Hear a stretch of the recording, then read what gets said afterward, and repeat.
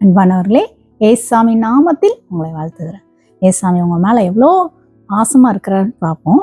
சங்கீதம் 123 அதிகாரம் 1-2 பரலோகத்தில் வாசமா இருக்கிறவரே, உம்மிடத்திற்கு என் கண்களை ஏறெடுக்கிறேன். இதோ வேலைக்காரரின் கண்கள் தங்கள் எஜமான்களின் கையை நோக்கி இருக்குமா போலவும், வேலைக்காரியின் கண்கள் தங்கள் எஜமாட்டியின் கையை நோக்கி இருக்குமா போலவும், எங்கள் தேவனாகிய கர்த்தர் எங்களுக்கு இரக்கம் செய்யும் வரைக்கும் எங்கள் கண்கள் அவரை நோக்கி இருக்கிறது. உங்க காரியத்துல கூட நீங்க யோசித்து கொண்டிருக்கலாம், நான் யார்கிட்ட போய் சொல்றது, இப்படி ஒரு சூழ்நிலை வீட்டில் இருக்கிறதே, இதை யார்கிட்ட நான் சொல்லி அழுவேன் அப்படின்னு கூட இந்த நாட்களில் நீங்கள் குடும்பமாய் உட்கார்ந்து கூட யோசித்து கொண்டிருக்கலாம். பிரியமானவர்களே, இன்று ஆண்டவர் உங்களோட கூட பேசி கொண்டிருக்கிறார். பாருங்களேன், நம்முடைய காரியங்களை எப்படி ஆண்டவர் அறிந்திருக்கிறார். நம்முடைய தேவனுக்கு ஒரு நாமம் உண்டு, அவரை காண்கிற தேவன் என்று சொல்லுகிறார். இது எப்படி ஆண்டவர் தெரியும்னு யோசிக்கிறீங்களா? ஆண்டவர் உங்களை பார்த்து கொண்டிருக்கிறார். பிரியமானவர்களே, உங்கள் அங்கலாய்ப்பை அறிந்திருக்கிறார். நீங்க கூட உட்காந்து பேசுறீங்களே, இதை நான் யார்கிட்ட போய் சொல்லுவேன், யார்கிட்ட கேட்கறது?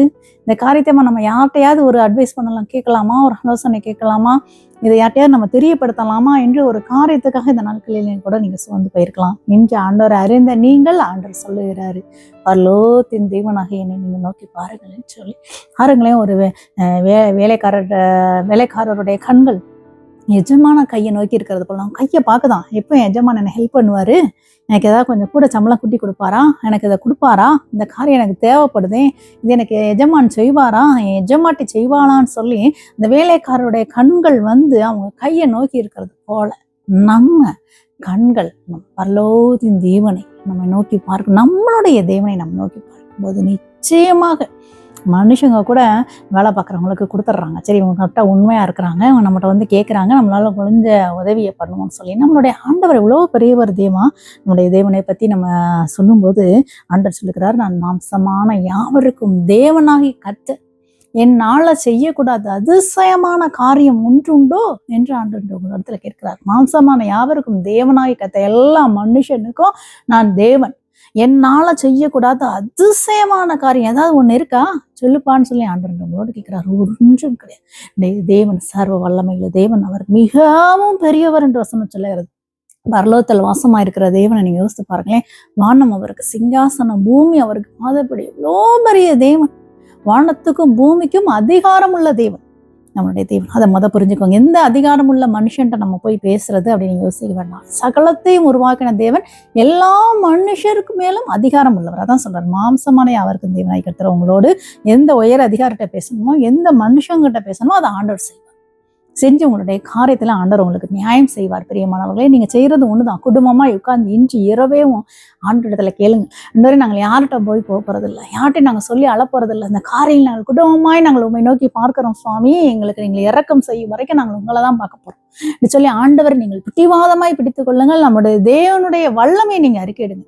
நீங்க செய்யக்கூடாத அதிசயமான காரியம் ஒன்றும் இல்லப்பா, நீங்க எங்களுக்காக இந்த மனுஷங்களோடு பேசுங்க, எங்களுக்காக நீங்கள் வாதாடுங்க, இந்த காரியத்தை எங்களுக்கு செஞ்சு கொடுங்கன்னு இறக்கம் செய்ய வரைக்கும் அவர்கிட்ட படிங்க. நிச்சயமா ஆண்டவர் உங்களுக்கு இறக்கம் செய்வார். நம்முடைய தேவன் நம்மளை பாதையிலே கைவிடுகிறது இல்லை. தேவன் பிரியமானவர்களே, என்று சொல்லுகிறார், நான் உன்னை விட்டு விலகுவதும் இல்லை, உன்னை கைவிடுவதும் இல்லை என்று சொன்ன தேவன் இந்த காரியத்துல நிச்சயமாக உங்களை கைவிட மாட்டார். வசனம் சொல்கிறது, தம்மை நோக்கி இரவும் பகலும் கூப்பிடுவர்களுடைய தம்மால் தெரிந்து கொள்ளப்பட்டவருடைய விஷயத்திலே ஆண்டவர் நியாயம் செய்யாமல் இருப்பாரா? சீக்கிரத்தை உங்களுக்கு நியாயம் செய்வார் என்று ஆண்டவர் சொல்லுகிறார். நீங்கள் கர்த்தருடைய பிள்ளைகள், அவரால் தெரிந்து கொள்ளப்பட்டவர்கள். இரவும் பகலும் இந்த காரியத்தை ஆண்டவரை மாட்டம் பிடித்து நீங்க நோக்கி பாருங்கள். நிச்சயமாக ஆண்டவர் இந்த காரியத்துல நியாயம் செய்வார். பெரியமானவர்களை, கர்த்தரே உங்களுக்கு இந்த காரியத்தில் ஒத்தாசை செய்து ஆண்டவர் உங்களை கனப்படுத்துவார். இந்த காரியத்தில் அற்புதத்தை செய்வார். அதிசயத்தை நீங்க பார்க்க போறீங்க. நம்பிக்கையோட என்னோட கூட சேர்ந்து ஜெபம் பண்றீங்களா?